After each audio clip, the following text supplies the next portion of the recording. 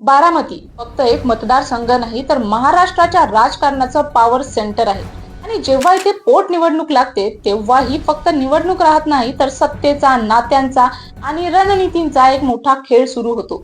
आणि यावेळी या खेळात असा ट्विस्ट आलाय ज्यामुळे सगळ्यांचं लक्ष एकाच नावावर येऊन थांबलाय आणि ते म्हणजे शरद पवार.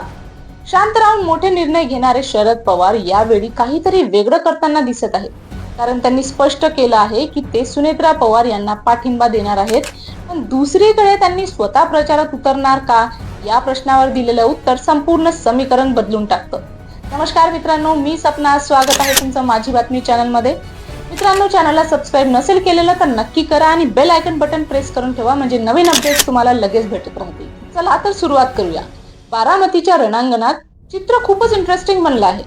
बघा, एकीकडे आहे सुनेत्रा पवार, दुसरीकडे काँग्रेसनेही मोठा डाव टाकत आकाश मोरे यांना उमेदवारी दिली आहे. म्हणजेच ही लढत आता सरळ आणि एकतर्फी राहिलेली नाही तर खरी टक्कर इथे सुरू झाली. महाविकास आघाडीतील समीकरण मात्र इथे वेगळीच वळण घेताना दिसत आहे. कारण नॅशनलिस्ट काँग्रेस पार्टी, जे की शरद पवार फॅक्शन बोलू शकतो, आणि शिवसेना उद्धव बाळासाहेब ठाकरे फॅक्शन यांनी स्वतः उमेदवार न देता थेट सुनेत्रा पवार यांना पाठिंबा दिला आहे. पण राजकारणात फक्त पाठिंबा पुरेसा असतो का, की मैदानात उतरून लढणं जास्त महत्वाचं असतं? हा प्रश्न आता अधिकच चर्चेत आहे. याच पार्श्वभूमीवर शरद पवार यांनी दिलेली प्रतिक्रिया खूप काही सांगून जाते. ते म्हणाले की प्रत्येक पक्षाला आपला निर्णय घेण्याचा पूर्ण अधिकार आहे. काँग्रेस एक मोठा पक्ष आहे, त्यांनी उमेदवार दिला तो त्यांचा निर्णय आहे आणि त्यात काही चुकीचं नाही. इतकंच नाही तर त्यांनी लोकशाहीचं वास्तवही अगदी स्पष्ट शब्दात सांगितलं. ते बोलले की निवडणूक म्हणजे लढत आणि जर तुम्ही मैदानात उतरत असाल तर समोर प्रतिस्पर्धी असणारच. म्हणजेच बिनविरोध होण्याची अपेक्षा ठेवणं योग्य नाही. खरी उत्सुकता अजून एका प्रश्नाभोवती फिरते, ती म्हणजे पाठिंबा आहे पण ते स्वतः प्रचारात उतरणार का? आणि इथेच आला सगळ्यात मोठा ट्विस्ट. त्यांनी स्पष्ट सांगितलं, जिथे आमचा उमेदवारच नाही तिथे आम्ही प्रचार काय करणार?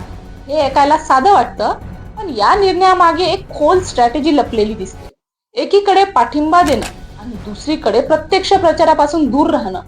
यात आणखी एक महत्वाचा संदर्भ आहे मागील निवडणुकीचा, जिथे सुप्रिया सुळे आणि सुनेत्रा पवार आमने सामने होते आणि त्यावेळी निकाल सुप्रिया सुळे यांच्या बाजूने लागला होता.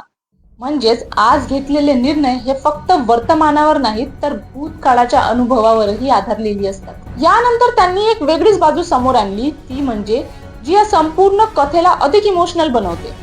ते म्हणाले, राजकारणात लोक अनेक निवडणुका लढवतात, यश मिळवत असतात, पण शेवटी ते लोकांसाठी काम करण्यासाठीच या क्षेत्रात येतात. अजित पवार यांच्याबद्दल बोलताना त्यांनी आदर व्यक्त केला आणि त्यांच्या अचानक निधनामुळे कुटुंबावर झालेल्या दुःखाचाही त्यांनी उल्लेख केला. याच वेळी त्यांनी पवार कुटुंबातील एक महत्वाची परंपरा सांगितली. कुटुंब प्रमुख भूमिका ही फक्त राजकारणापुरती मर्यादित नसते तर कुटुंबाची जबाबदारी ही तितकीच महत्वाची असते आणि आज कुटुंब प्रमुख म्हणून ती जबाबदारी त्यांच्यावर आहे. कदाचित असू शकते की याच कारणामुळे त्यांनी हे स्पष्ट केलं की तेही निवडणूक लढवू शकणार नाहीत आणि थोडं अंतर ठेवूनच पूर्ण लढत पाहणार आहे. एकीकडे काँग्रेसचा स्वतंत्र उमेदवार आकाश मोरे, दुसरीकडे सुनेत्रा पवार यांना मिळालेला पाठिंबा आणि तिसरीकडे शरद पवार यांची ही वेगळी भूमिका. या सगळ्यामुळे बारामतीची ही पोटनिवडणूक आता फक्त निवडणूक राहिलेली नाही तर ती बनली आहे एक हाय व्होल्टेज पॉलिटिकल ड्रामा. आता सगळ्यांच्या नजरा पुढच्या हालचालीकडे लागल्या आहेत. कोणाची स्ट्रॅटेजी भारी ठरणार, मतदार नेमका कुठे झुकणार आणि या सगळ्या राजकीय खेळात शेवटी बाजी कोण मारणार हे अजूनही स्पष्ट झालेलं नाही. कारण बारामतीची ही लढाई अजून संपलेली नाही. तुम्हाला या लढाईबद्दल काय वाटतं कमेंट सेक्शन मध्ये नक्की सांगा. तुमचं मत खूप महत्वाचं आहे आणि आमचे व्हिडिओ आवडत असतील तर सबस्क्राईब करा, बेल आयकन बटन प्रेस करा.